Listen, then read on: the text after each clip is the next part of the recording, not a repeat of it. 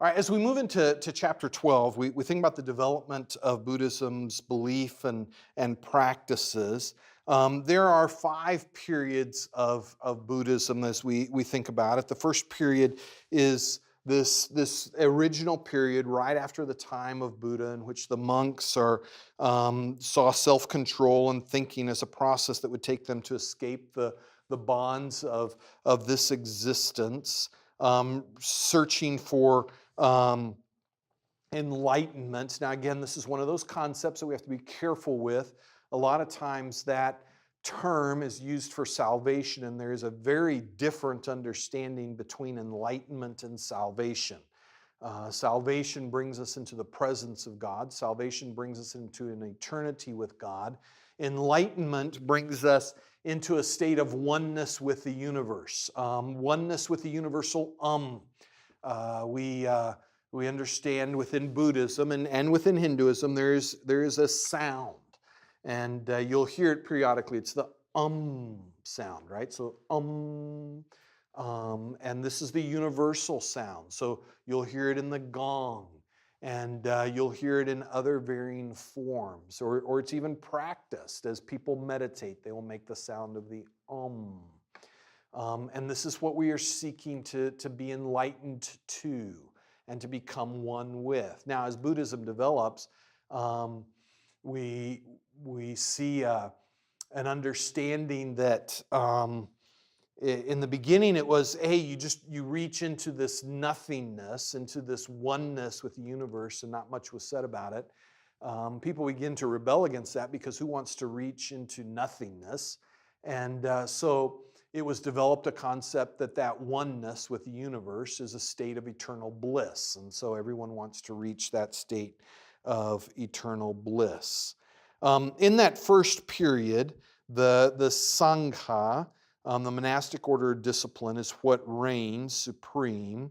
It dominates the first period, and the laity, the people, are somewhat sidelined as a result. So that begins to change. The second period, Buddhism spreads into Asia. The ontological questions of what is the nature of the world, what sort of being is the Buddha, led to a creation of a vast amount of literature, and significantly shaped the religion's development as questions are asked, right? The focus shifts from the arhat, a being who earns his own individual salvation, to the bodhisattva, which is a person who temporarily renounces their personal salvation in order to bring enlightenment to all other sentinel beings, you and me.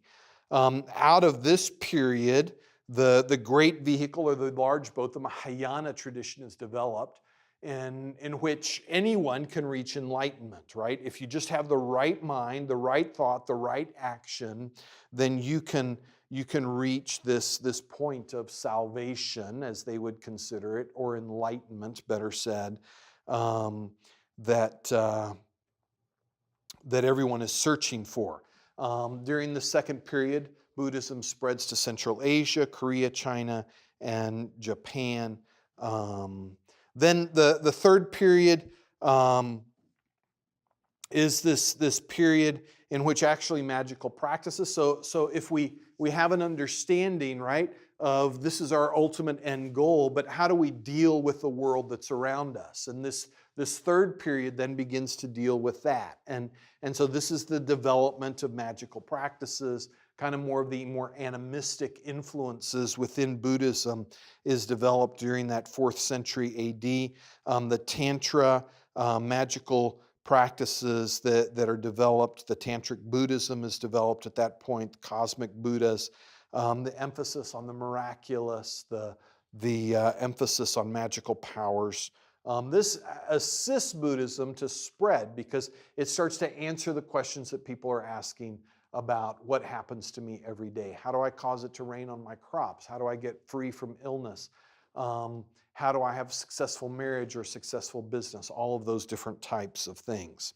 Fourth period begins around 1000 AD, features a death and decline of Buddhism within India, but progress beyond the subcontinent.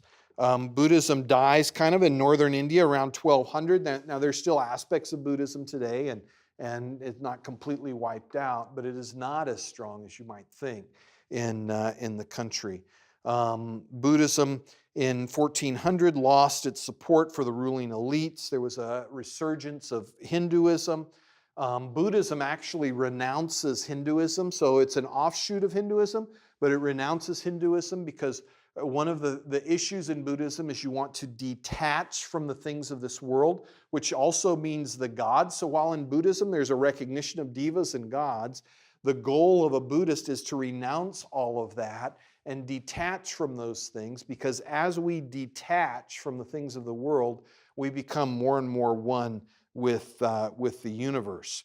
And then there was an invasion of Islam during that time, which further destroyed Buddhist centers of learning and civilization. A lot of monks took their books and their understandings to Nepal, which became an important center of Buddhist scholarship and art in the Middle Ages.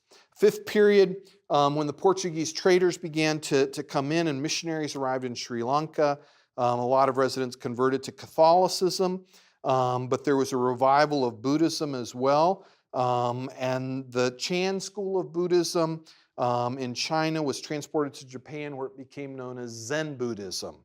And so Zen Buddhism was then developed in Japan and is still powerful in that region today.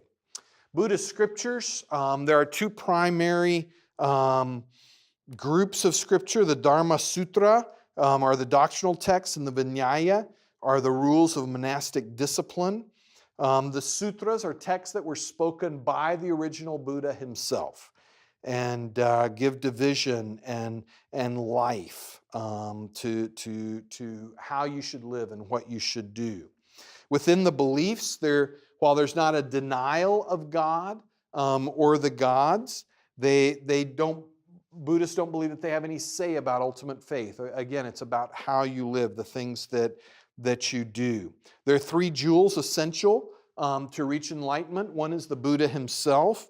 The second is the Dharma, which protects and maintains truth. And then the third is the Sangha, or the community that preserves Buddha's teachings. Central to Buddhism are the Four Noble Truths.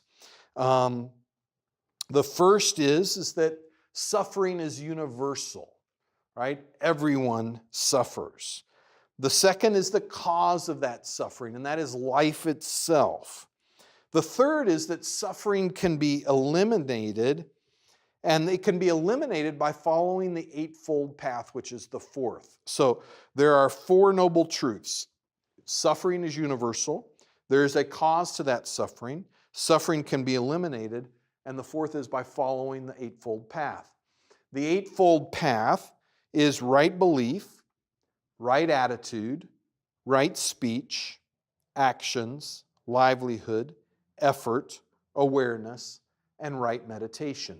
If you'll practice these 8 things and detach yourself from the things of the world, then you can reach enlightenment.